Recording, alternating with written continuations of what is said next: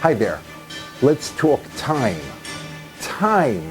And I don't mean watching the clock. I mean seeing things happen for real. Noticing history get made. Claire did this for over 100 years. She literally witnessed the world change for over a century. In that time, there were world wars, 2 hot and 1 cold. Now, that's not being funny, that's sad.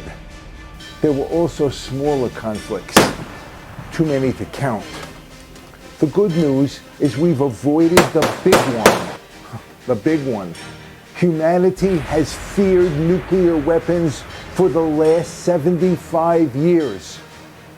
They are still a threat. The last 100 years had genocide. Too many of this unspeakable evil. October 7th, 2023. Israel. Please, God, let that be the end. During Claire's life, great ideologies rose and fell. Fascism died when she was a young woman. Socialism and communism both continue to control. Some say oppress people. They vie with capitalism in creating wealth and getting people out of poverty. She saw technology arrive, dominate, and then be discarded. Telephone wires disappeared. This is wireless. Wireless. Magic. When Claire was a young girl, electronic computers were invented. They were huge. Today, small cell phones give access to the whole of human intelligence, at least the digitized parts. This quiet woman saw the birth of social media, Facebook, Instagram, TikTok, Twitter, now called X. Yet a newer generation, one with a bigger potential for change. AI, artificial intelligence, seemingly snuck up and is transforming our world. Claire witnessed the automotive, aircraft, and space industries redefine how we travel. Tourist flights into space are now offered on private rockets. Cars and planes ended the railroad's golden era. Penn Station in New York City got erased. Grand Central Terminal almost suffered the same fate. The changes she saw came faster and faster. They impact every aspect of our lives, including medicine. She was born after the great influenza epidemic and survived a worse one a century later. COVID. She saw friends get artificial knees, hips, even eyes. Kidneys, ovum, and even hearts are routinely moved from one human to another. Memory of even the most recent past fades. No teenager today, not one, has ever seen New York's World Trade Center towers. They were the world's 2 largest buildings until terrorists destroyed them. 9/11.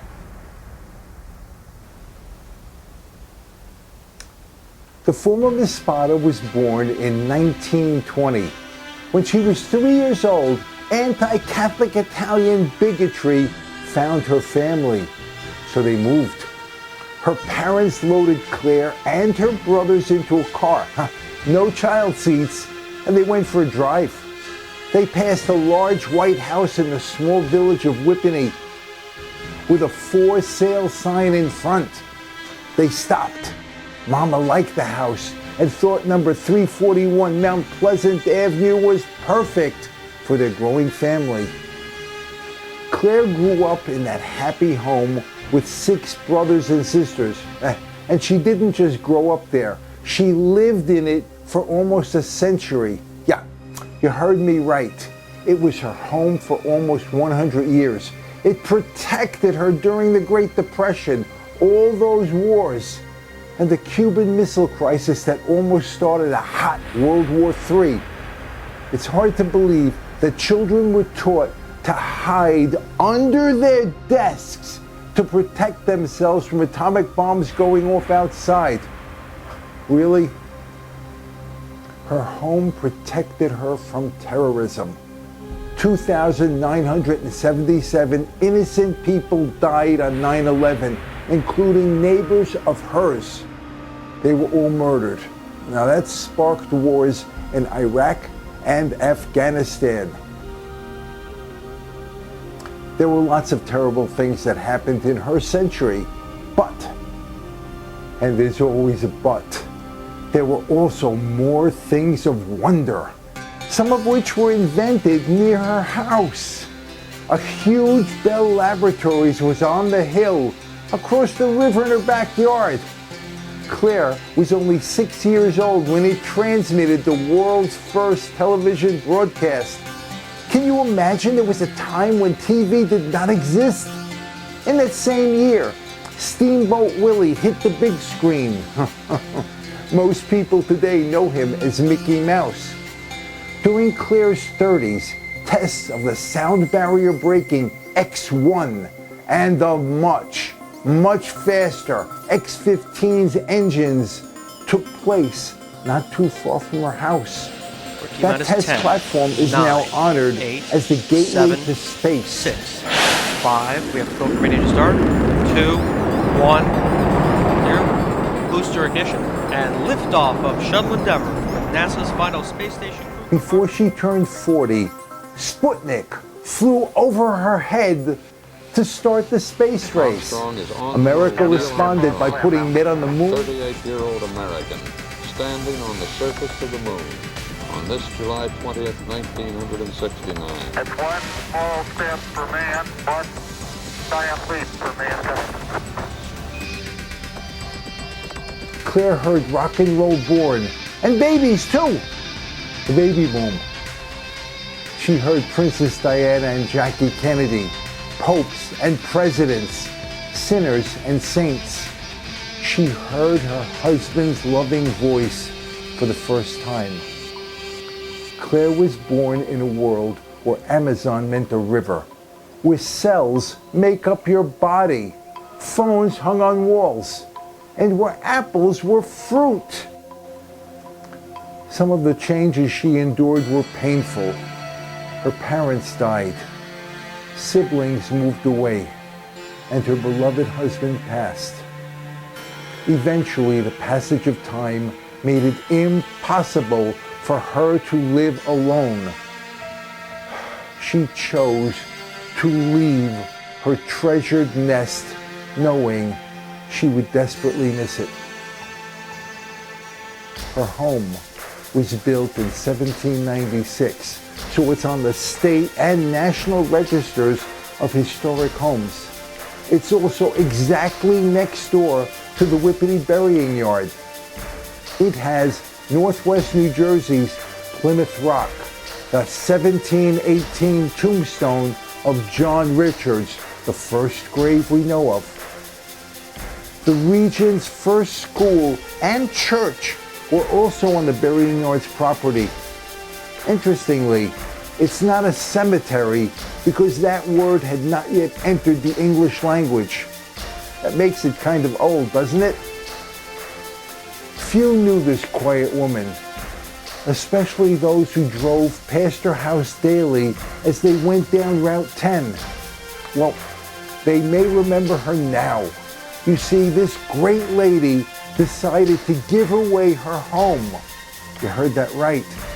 After living in her house for close to a century, Mrs. Claire Spada Scalzo gifted her greatest treasure to Hanover Township. There are few pictures of this shy woman. Still, one of them will always be on display in her former home. That's appropriate, as her gift will touch many for a long time. She lived in Whippany. There is only one Whippany in the entire world. It was renamed Hanover Township to honor King George I of England in 1720. And no one knows why.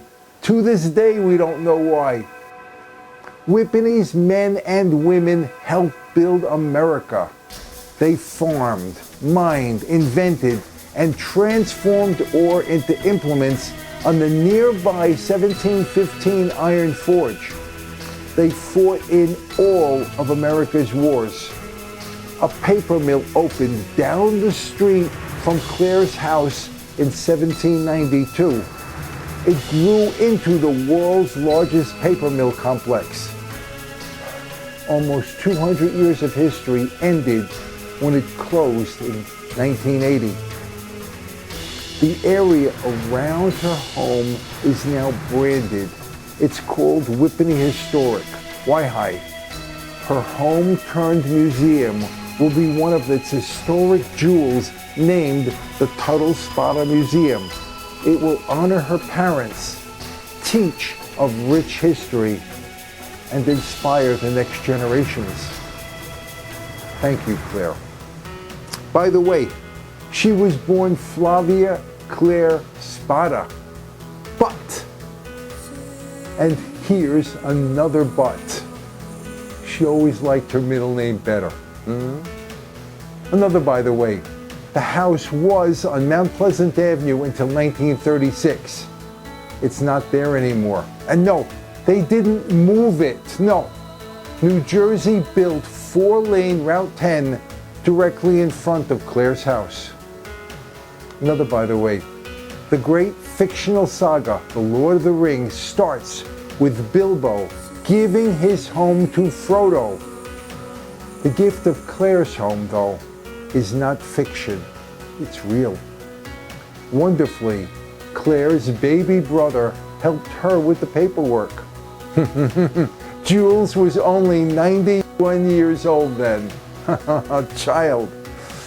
We are planning a ceremony July 4th, 2026, the 350th birthday of Whippany, the 250th birthday of the United States. Claire will attend, I am sure.